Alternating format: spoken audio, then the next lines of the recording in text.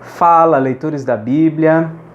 Nós vamos hoje ler Romanos, capítulo 4. Mas antes eu queria falar algumas coisinhas. Primeiro que essa carta de Paulo aos Romanos, ela é bem densa, especialmente na primeira parte dela até o capítulo 11. Do capítulo 12 em diante fica um pouco mais fácil, mas até o capítulo 11 é bem complexo. Então, Então a gente vai precisar gastar um pouquinho de tempo em algumas leituras e eu já peço aí perdão por de repente os vídeos ficarem com talvez mais de 20 minutos, tá bom? Então se você não conseguir reservar esse tempo para poder acompanhar a leitura, você pode dividir também, ler uma parte pela manhã, outra parte à noite, enfim, aí você pode fazer como você achar melhor. Outra coisa, fiquei muito feliz pelos comentários que eu li do capítulo de número 3, né? Muito bom realmente vocês estarem participando. Aliás, não só no capítulo 3, vocês já vêm participando bastante, eu fico muito feliz por isso. Tá? Espero que realmente a palavra de Deus esteja transformando os nossos corações. Né? Outra coisa, antes da leitura, queria pedir para você curtir esse vídeo, para que você compartilhe. E também se inscreva no canal se você está chegando agora, talvez pela primeira vez. Se inscreva no canal, ative as notificações. Todos os dias eu posto vídeos aqui com a leitura e uma explicação breve de um capítulo da Bíblia. Ok? Vamos juntos então? Vamos ler Romanos capítulo 4, mas antes da leitura, uma breve introduçãozinha aqui. O apóstolo Paulo, desde o capítulo 1, versículo 16, ele vem falando sobre a justificação pela fé. No versículo 16 e no versículo 17, nós vemos o tema básico dessa grande parte aqui, dessa grande primeira parte da carta. Ele diz que o evangelho é o poder de Deus para a salvação de todo aquele que crê. Então é por meio da fé, a justiça de Deus se revela no evangelho de fé em fé, ok? E aí, do versículo 18 até o final do capítulo 1, nós vemos aqui ele falando que os gentios necessitam da justificação pela fé, porque eles estão em pecado, a ira de Deus está sobre eles. No capítulo 2, o apóstolo Paulo vai agora falar que os judeus precisam da justificação pela fé. Até o versículo 8 do capítulo 3, ele fala dos judeus. Então, primeiro dos gentios, depois dos judeus, todos necessitam, e é isso que ele esclarece do versículo 9 ao versículo 18, na verdade até o versículo 20 do capítulo 3, todos necessitam, não há justo nenhum sequer, não há quem entenda, não há quem busque a Deus, todos se extraviaram, são inúteis. Deus realmente considera todos igualmente carentes da sua graça, da sua misericórdia. E aí nós vimos, do versículo 21 até o final do capítulo 3, nós vemos a solução para esse problemão da raça humana. A solução é a justiça de Deus que vem por meio da fé. Nós somos considerados justos tão somente por meio da fé no sacrifício de Jesus Cristo em nosso lugar. E agora, no capítulo 4, nós vamos ver que Paulo argumenta que essa justificação pela fé é bíblica. Essa doutrina é uma doutrina bíblica, ele não está inventando nada. Então ele vai dizer o seguinte, Romanos 4, 1. Que, pois, diremos ter alcançado Abraão, o nosso pai, segundo a carne? O que ele conseguiu pela carne? Porque se Abraão foi justificado por obras, tem de que se gloriar, porém não diante de Deus. Pois que diz a Escritura? Abraão creu em Deus e isto lhe foi imputado para a justiça. Abraão creu em Deus. Foi pela fé que ele recebeu a justiça. Pela fé que lhe foi imputada a justiça. Ora, ao que trabalha, o salário não é considerado como favor e sim como dívida. O que ele está argumentando é o seguinte: se Abraão fosse justificado por meio das suas obras, então Deus teria feito um pagamento a ele. Porque se fosse pelas obras, Deus estaria na obrigação de lhe dar a salvação. Mas não é assim. A salvação não é um pagamento pelo comportamento, pelos méritos da pessoa em si, né? Mas sim é favor, é graça, é misericórdia. Ele diz no 5, mas ao que não trabalha, porém crê naquele que justifica o ímpio, a sua fé lhe é atribuída como justiça. Então, se você está trabalhando para se tornar salvo, pare de trabalhar e comece a crer, comece a confiar em Jesus. Às vezes a gente pergunta para alguém, e aí, tá tudo bem? Você tá firme? Tá seguro? Você tem certeza da salvação? E aí as pessoas dizem, eu tô me esforçando, como se as coisas dependessem delas. Mas não depende. Depende tão somente da fé em Jesus Cristo. Versículo 6. E é assim também que Davi declara ser bem-aventurado o homem a quem Deus atribui justiça independentemente das obras. Bem-aventurados, ou seja, felizes, são aqueles cujas iniquidades são perdoadas e cujos pecados são cobertos. Bem-aventurado o homem a quem o Senhor jamais imputará pecado. Essa é uma citação do Salmo 32, versículos 1 e 2. Versículo 9. Vem, pois, esta bem-aventurança exclusivamente sobre os circuncisos ou também sobre os incircuncisos? Visto que dizemos, a fé foi imputada a Abraão para a justiça. Como, pois, lhe foi atribuída, estando ele já circuncidado ou ainda incircunciso? No regime da circuncisão e sim quando incircunciso. O que ele está dizendo é o seguinte, Abraão é dito lá na história de Abraão, em Gênesis, que Abraão foi justificado pela fé antes mesmo de ser circuncidado.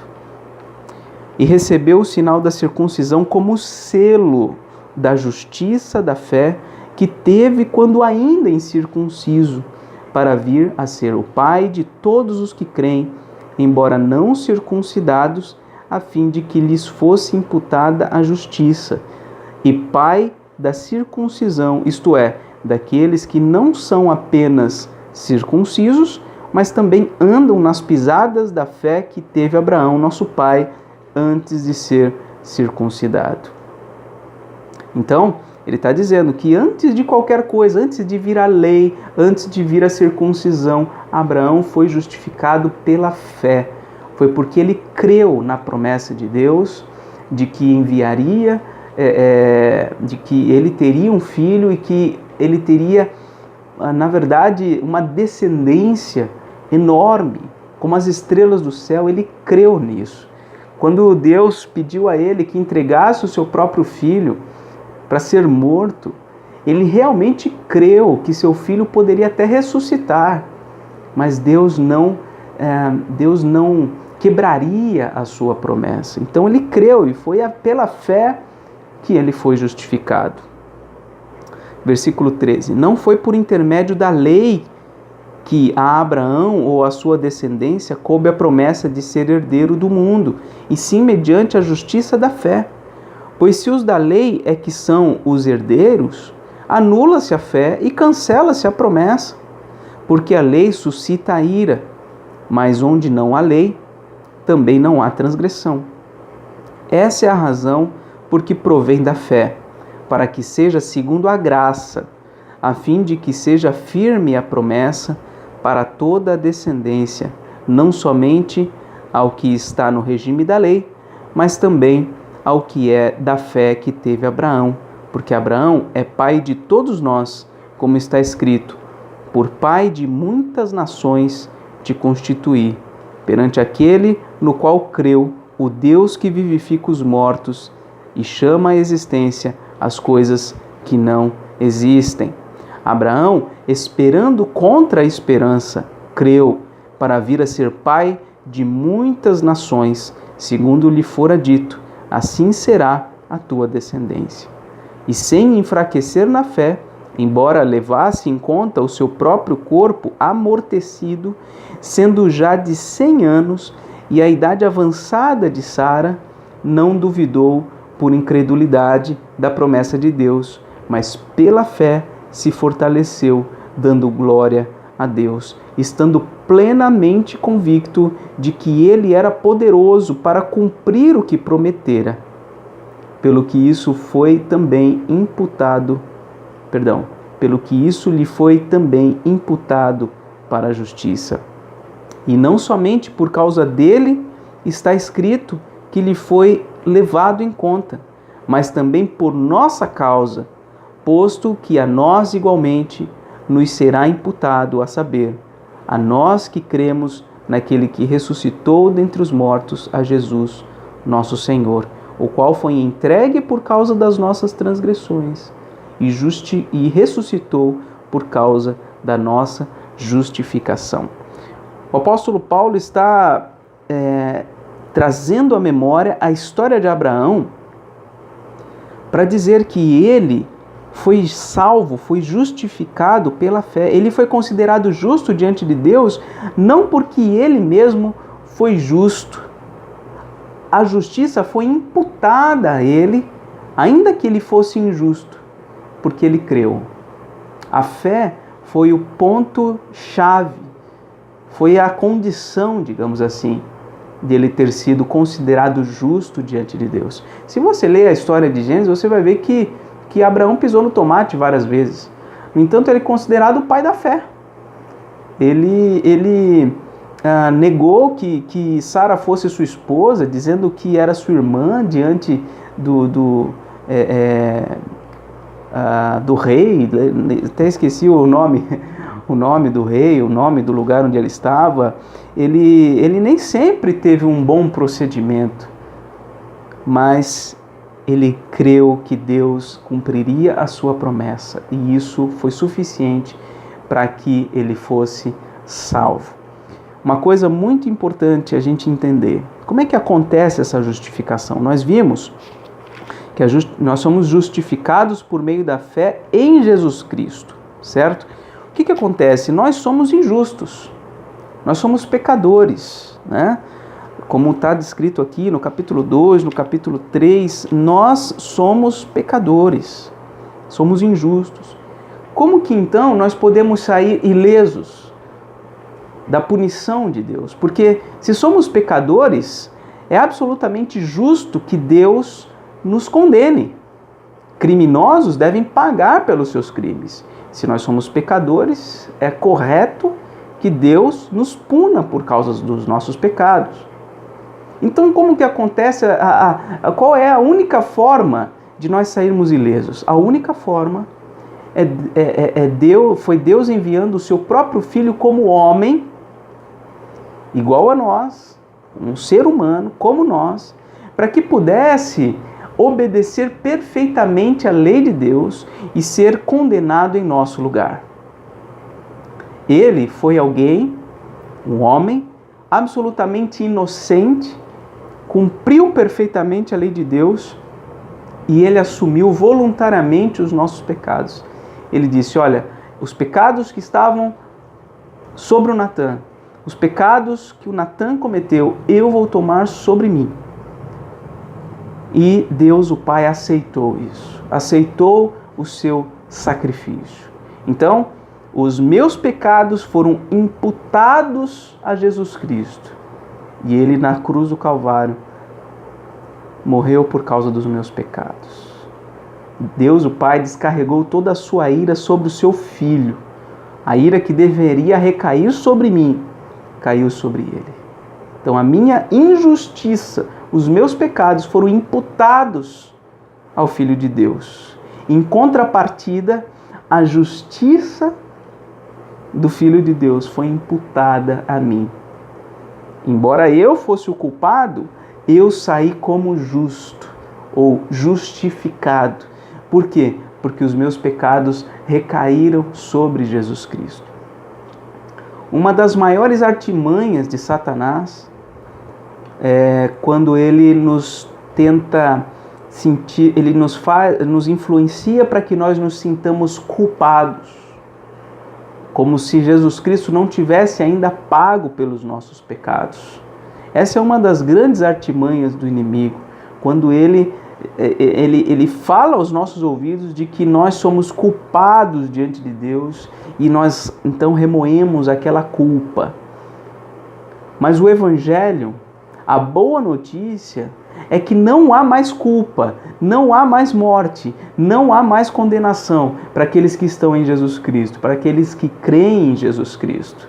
Essa é a grande boa notícia que nós devemos receber com toda alegria e transmitir a outras pessoas com todo empenho para que elas possam, pela fé, também ser salvas e tirar das suas costas uma mochila de pedras, que é a culpa, que é o sentimento de culpa, de estarem sendo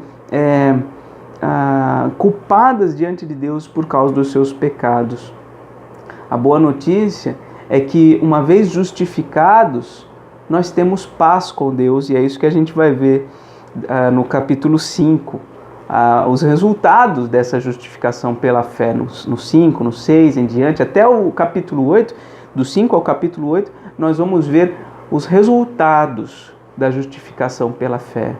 A paz com Deus, a santificação, a segurança, muitas coisas que realmente são maravilhosas, decorrentes única e exclusivamente da fé no sacrifício de Jesus Cristo. Esse é o Evangelho. Esse é o Evangelho. Isso é libertador. Todo o peso do pecado sai de cima de nós e nós podemos livremente adorar a Deus em Jesus Cristo. Então, eu vi um comentário, de que algumas igrejas acabam pregando que só é salvo aquele que anda de uma determinada forma, deixa de fazer determinadas coisas. Essas são coisas que as igrejas vão inventando, os homens vão inventando, que são como pesos na vida dos crentes. Quando, na verdade, a Bíblia nos apresenta uma mensagem libertadora, que tira de nós todo o peso do pecado. E nós agora, livres do pecado, podemos adorar a Deus de todo o nosso coração, com consciência limpa, não para agradar a homens, não para satisfazer aquilo que as pessoas acham que nós devemos fazer, mas para viver e agradar a Deus. Não estou dizendo aqui que nós não devemos nos preocupar com o que as pessoas dizem, não é isso. É muito importante que a gente dê um bom testemunho e não escandalize ninguém, mas sobretudo, nós temos que ter a certeza que estamos livres de condenação diante de Deus, por causa da obra de Jesus Cristo em nosso lugar. Não sei de que igreja você é, não sei de onde você congrega, quais são as coisas que você tem aprendido, mas uma coisa eu tenho percebido nas Escrituras Sagradas: nós não podemos colocar a nossa vida em nada senão em Jesus Cristo. Jesus Cristo é o centro do Evangelho. Ele é o Evangelho, aliás, é o que Paulo disse lá no capítulo 1, versículo 2 ou 3, se não me engano. O Filho de Deus é o Evangelho. Ele é a grande boa notícia. É em Jesus que nós temos vida e vida em abundância. Bem, essa foi a nossa leitura bíblica de hoje. Amanhã a gente continua. Até amanhã, se Deus quiser.